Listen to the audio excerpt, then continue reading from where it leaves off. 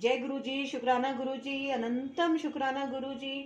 गुरुर्ब्रह्मा गुरुर्विष्णु गुरुर्देवो महेश्वरा, गुरु साक्षात परब्रह्म तस्मै श्री गुरुवे नमः। जय गुरु जी, शुक्राना गुरु जी और सारी संगत को भी मेरा प्यार भरा जय गुरु जी। संगत जी, स्वागत है आपका गुरु जी ब्लेसिंग कल्याण कित्ता चैनल पर। और आप वीडियो में बने रहिएगा, वीडियो को पूरा वॉच कीजिएगा। वीडियो अच्छी लगे तो आगे शेयर कीजिएगा, वीडियो को लाइक करना मत भूलिएगा। और अगर आप चैनल पे पहली बार आ रहे हैं, अगर आपने अभी तक चैनल को सब्सक्राइब नहीं किया है तो सब्सक्राइब जरूर कीजिएगा। और गुरुजी ब्लेसिंग कल्याण कित्ता चैनल के परिवार के आप सदस्य बनेगा। और यह एक प्यारा सा गुरु परिवार है जिसके लिए मैं गुरुजी से अरदास करती हूँ कि गुरुजी ब्लेसिंग कल्याण कित्ता के जितने भी सब्सक्राइबर हैं, जो वीडियो को पूरा वॉच करते हैं, लाइक करते हैं, शेयर करते हैं, आपका शुक्राना करते हैं, हे गुरुजी महाराज, आप उन सभी की मनोकामनाओं को पूर्ण करना, हम सब बच्चों को ब्लेस करना, हमेशा दिन दुगनी रात चौगनी तरक्की मुझे और मेरे समस्त परिवार को आप देते रहना। अपनी मेहर हम पर हमेशा बनाए रखिएगा गुरुजी। और चलिए संगत जी, आज हम स्टार्ट कर लेते हैं। ये है पार्ट 45 और ये है मीरा अनिल जौहर गुड़गांव द्वारा कथित, और इनका टाइटल है अमेरिका से वापस लौटी दंपति को गुरुजी का आधार। तो हम स्टार्ट करते हैं, गुरुजी आज्ञा दीजिए। ओम नमः शिवाय, शिवजी सदा सहाय। ओम नमः शिवाय, गुरुजी सदा सहाय। ओम नमः शिवाय, शिवजी सदा सहाय। ओम नमः शिवाय, गुरुजी सदा सहाय। ओम नमः शिवाय, शिवजी सदा सहाय। ओम नमः शिवाय, गुरुजी सदा सहाय। अमेरिका से वापस लौटी दंपति को गुरुजी का आधार। जौहर परिवार न्यूयॉर्क में 5 वर्ष रहने के बाद भारत लौटा था। उनकी वापसी के बाद अनेक बाधाएं आई। घर लौटना इतना रोमांचकारी नहीं था जितनी उन्होंने आशा करी थी। मीरा जौहर को ऐसे समय पर किसी सलाहकार के न होने का अत्यंत दुख था, किंतु यह सब अगस्त 2006 में परिवर्तित हो गया। कुछ समय से उनके पड़ोस में रहने वाले भाटिया परिवार के सदस्य, जो उन्हीं की भांति भूमि भवन के व्यवसाय में थे, उनको मात्र गुरुजी से संबोधित होने वाले व्यक्ति से मिलने को बार बार कह रहे थे। अनिल जौहर असमंजस में थे कि क्या करें। फिर एक शाम को उन्होंने गुरुजी के पास जाने का निश्चय कर लिया। भाटिया परिवार के साथ घर से निकलते हुए मीरा को अपने 8 वर्षीय जुड़वा बच्चों की चिंता थी, क्योंकि वे उनको अकेले छोड़कर जा रहे थे। भाटिया परिवार के कहने पर कि उन्हें चिंता करने की आवश्यकता नहीं है, मीरा ने अपने पति को विश्वास बनाए रखने के लिए कहा। मीरा के मधुमेह रोग से भाटिया परिवार अनभिज्ञ था। उन्होंने कहा था कि वहां पर चाय या लंगर ग्रहण ना करना मूर्खता होगी। इस प्रकार मन में अनिश्चितता लेकर जौहर दंपति एम्पायर स्टेट में गुरुजी की संगत में पहुंचे। मीरा ने चाय प्रसाद और फिर लंगर, जिसमें लड्डू भी थे, ग्रहण किया। पवित्र भोजन के पश्चात उसके पेट में पीड़ा होने लगी। उसने यह अगले 1 घंटे तक सहा। जब उनकी आज्ञा लेने का समय आया तो गुरुजी बोले, आया करो, ऐश करो। एम्पायर स्टेट के बाहर आकर भाटिया परिवार ने उनको बताया कि वह अत्यंत भाग्यशाली हैं। गुरुजी ने उनके पहले दर्शन पर ही उनसे बात करी। श्रीमती जौहर को यह बात रास नहीं आई। वह अपने पेट में हो रही पीड़ा के बारे में सोच रही थी कि उससे कब मुक्ति मिलेगी। वह रात भर सो नहीं सकी और उसके मन में यही विचार घूमते रहे कि क्या वास्तव में वह किसी अति विशिष्ट स्थान पर गए थे। प्रातः उठकर जब उसने अपने मधु की मात्रा का परीक्षण किया तो वह केवल 100 था। वह आश्चर्यचकित होकर यही सोच रही थी कि ऐसा नहीं हो सकता। घर पर तो एक रोटी भी खाने के बाद उसका मधु स्तर ऊपर चला जाता था। मीरा हर दर्शन के पश्चात अपने मधु की मात्रा का परीक्षण करती रही। हर बार उसका स्तर नीचे ही रहता। उसके ट्राइग्लिसराइड का स्तर भी 700 से घटकर 120 की सामान्य मात्रा पर आ गया था। अंततः उसने अपने और गुरुजी के परीक्षण बंद कर दिए। उसे विश्वास हो गया कि गुरुजी के आशीर्वाद ही उसको रोगमुक्त कर रहे हैं। उसे लगा कि उसका रक्त भी स्वच्छ और शुद्ध हो रहा है, किंतु वह आभास ही नहीं, तथ्य भी था। प्राय उसके रक्त परीक्षण करने में कठिनाइयां आती थी। एक तो सही नस का पता नहीं चलता था और फिर उसमें से निकला हुआ रक्त प्रदूषित और गाढ़ा होता था। किंतु अब गुरुजी के पास जाने के पश्चात सुई पहले ही प्रयास में नस में जाने लगी और रक्त एकदम बाहर आने लगा था। दिलचस्पी की बात यह है कि भाटिया परिवार को जौहर परिवार के अस्वस्थ होने का पता नहीं था। अनिल जौहर को भी सदा नजला लगा रहता था। वे वातानुकूल कमरे में नहीं बैठ पाते थे। गुरु जी के पास 2-3 मास जाने के बाद उन्हें अचानक आभास हुआ कि उनका यह रोग तो समाप्त हो चुका है। वे अपनी पत्नी के रोग के बारे में इतने चिंतित रहते थे कि अन्य बातें वे भूल से गए थे। जय गुरु जी, शुक्राना गुरु जी। सफारी का चपटा टायर। जनवरी 2007 में जौहर और कुछ अन्य परिवार जिम कॉर्बेट राष्ट्रीय वन उद्यान में घूमने के लिए गए। सब 2 जीपों में चढ़कर वन के चक्कर काटते रहे, किंतु कोई जंगली पशु दिखाई नहीं दिए। बच्चे कह रहे थे कि उन्होंने गुड़गांव के शहरी वातावरण में कहीं अधिक पशु देखे हैं। थक कर वह अपने आवास स्थान पर आ गए और सुरक्षा कर्मचारी के पास रुके। उसने बताया कि वह अत्यंत भाग्यशाली है कि उन्होंने कुछ नहीं देखा। उनकी गाड़ी के टायर में एक लंबी कील घुसने के कारण वह बिल्कुल चपटा हो गया था। 3 घंटे तक वन के उबड़ खाबड़ मार्गों पर ना तो उन्हें इसका पता चला, ना ही उससे उनकी यात्रा में कोई रुकावट हुई। गुरुजी ने जौहर परिवार की अनदेखी विपदा से रक्षा करी थी। जय गुरु जी। मीरा को प्रेम पत्र।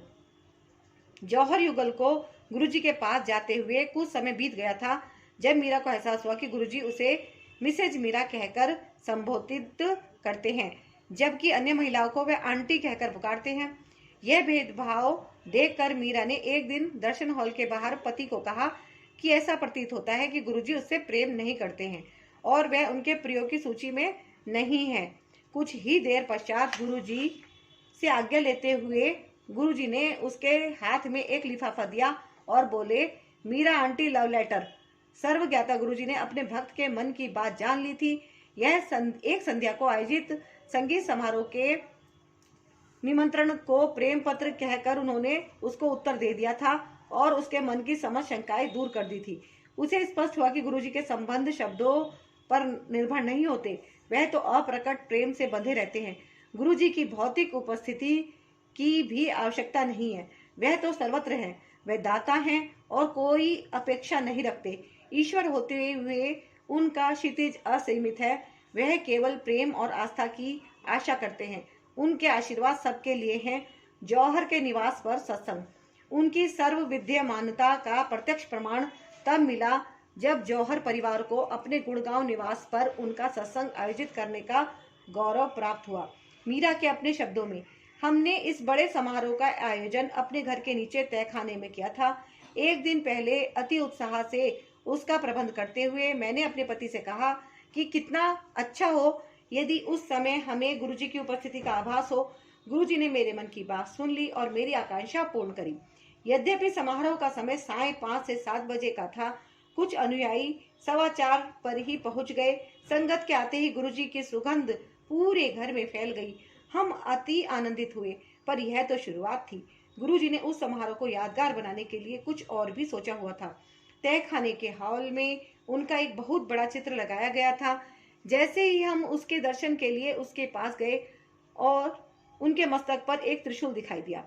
त्रिशूल त्रिआयामी था और चमक रहा था। हम स्तब्ध रह गए। परमात्मा की उपस्थिति से हमें उनका आशीर्वाद प्राप्त हुआ था। संगत के सदस्य आने लगे। गुरुजी की आरती हुई। सबने सत्संग में प्रेम से भाग लिया।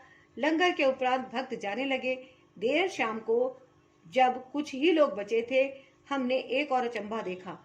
निवास के भूमि तल पर गुरुजी के एक अन्य चित्र पर एक अति मनोरम शिवलिंग उभरा। यह एक अन्य अविस्मरणीय पल था।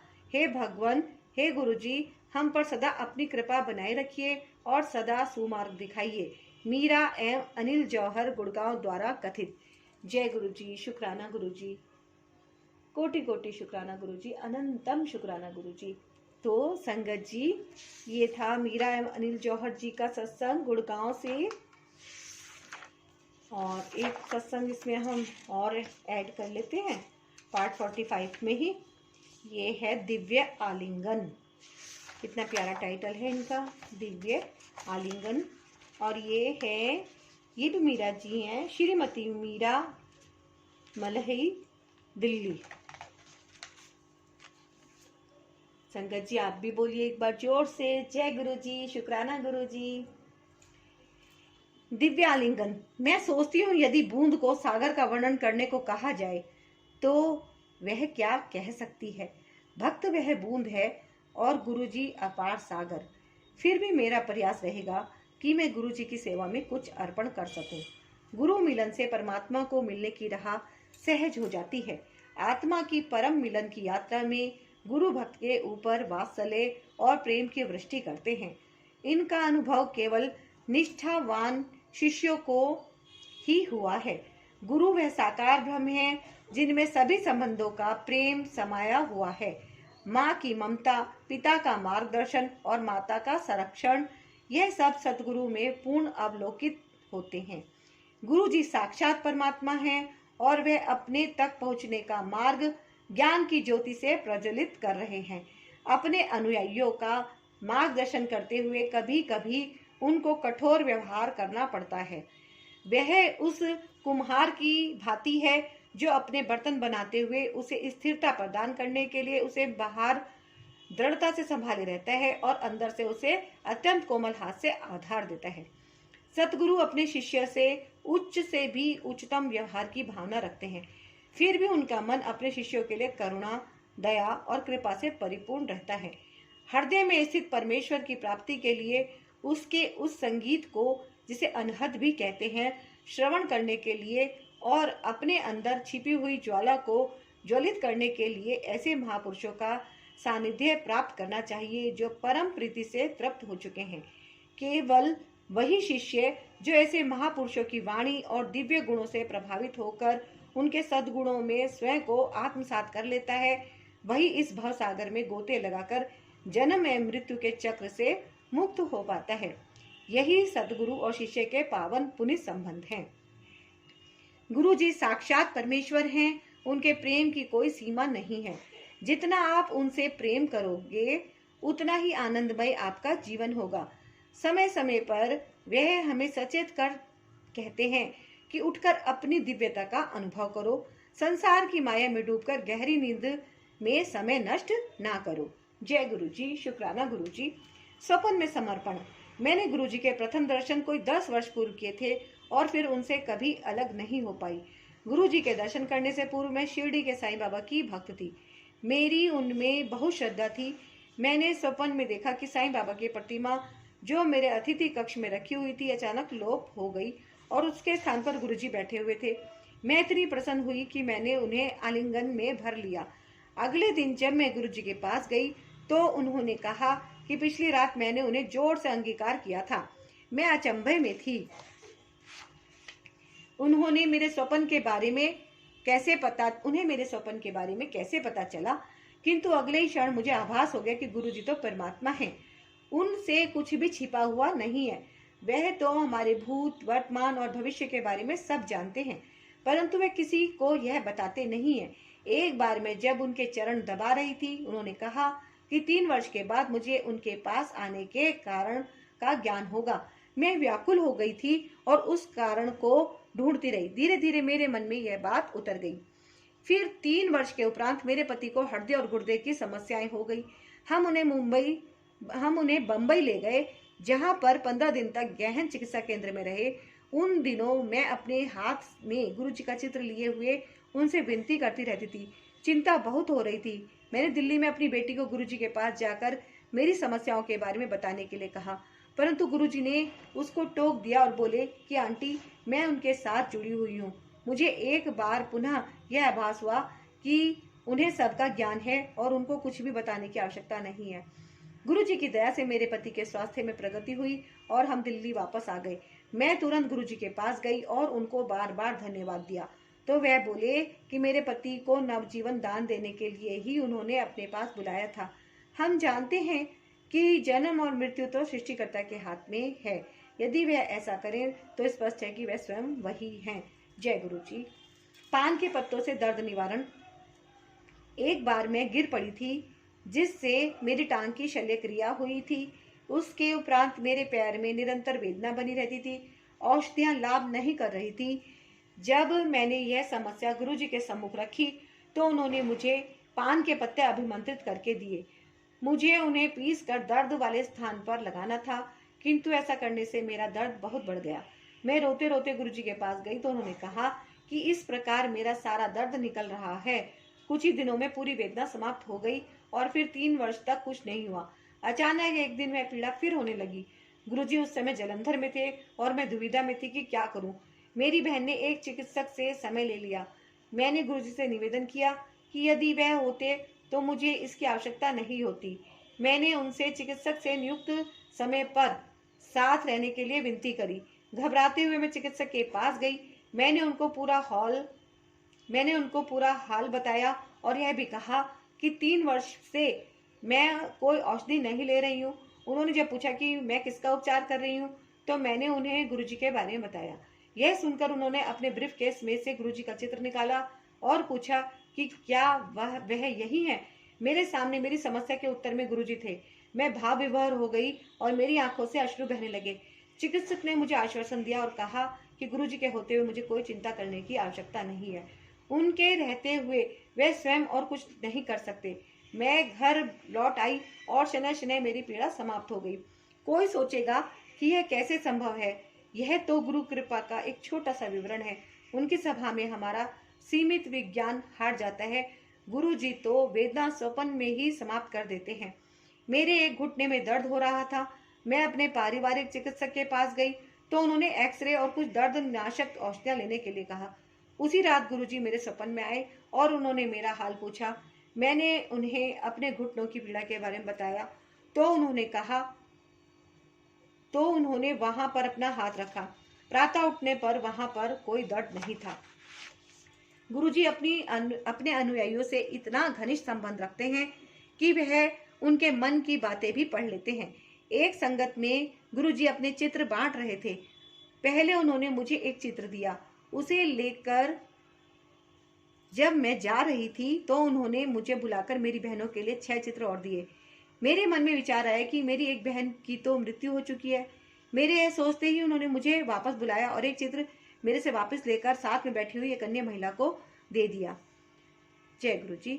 आस्था की बेल। गुरु जी को पूर्ण समर्पण के लिए, उनसे दृढ़ संबंध स्थापित करने के लिए पहले श्रद्धा का बीज बोना पड़ेगा। बीज के पनपने पर विश्वास का अंकुर फूटेगा। फिर उस बेल के सहारे गुरु जी के चरणों में समर्पण करें। उसके बाद दिव्यता का वास्तविक आभास होगा और सतगुरु की कृपा से असंभव भी संभव हो जाएगा। जय गुरु जी। गणेश आरती में एक दोहा है, अंधन को आंख देत कोड़िन को काया, बांझन को पुत्र देत निर्धन को माया। गुरु जी की सभा में यह चारों बातें यथार्थ होती हुई देखी जा सकती हैं। कैंसर का निवारण हुआ और जनन शक्तिहीन को पुत्रोत्पत्ति हुई है। उनके पास से कोई भी खाली हाथ नहीं गया है। भक्त को केवल अपना विश्वास बनाए रखना है।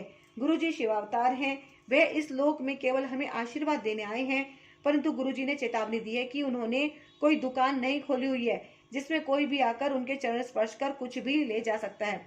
उनकी कृपा के लिए उसका अधिकारी होना नितांत आवश्यक है।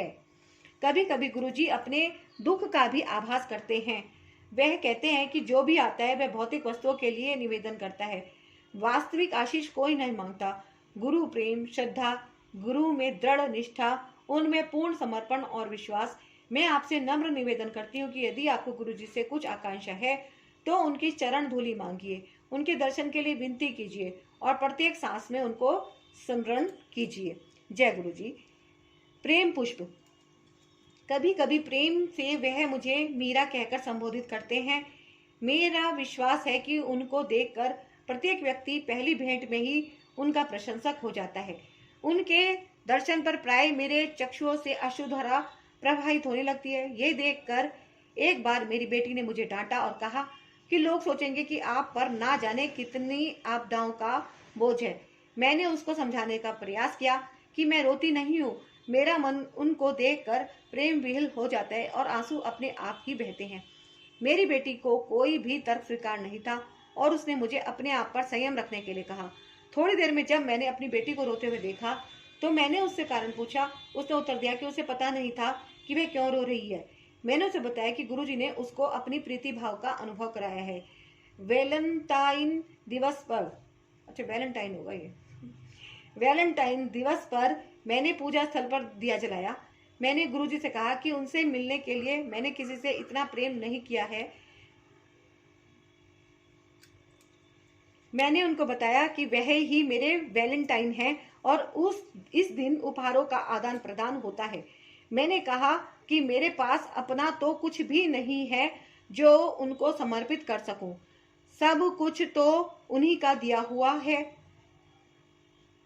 क्या वह मेरे प्रेम के अश्रु स्वीकार करेंगे?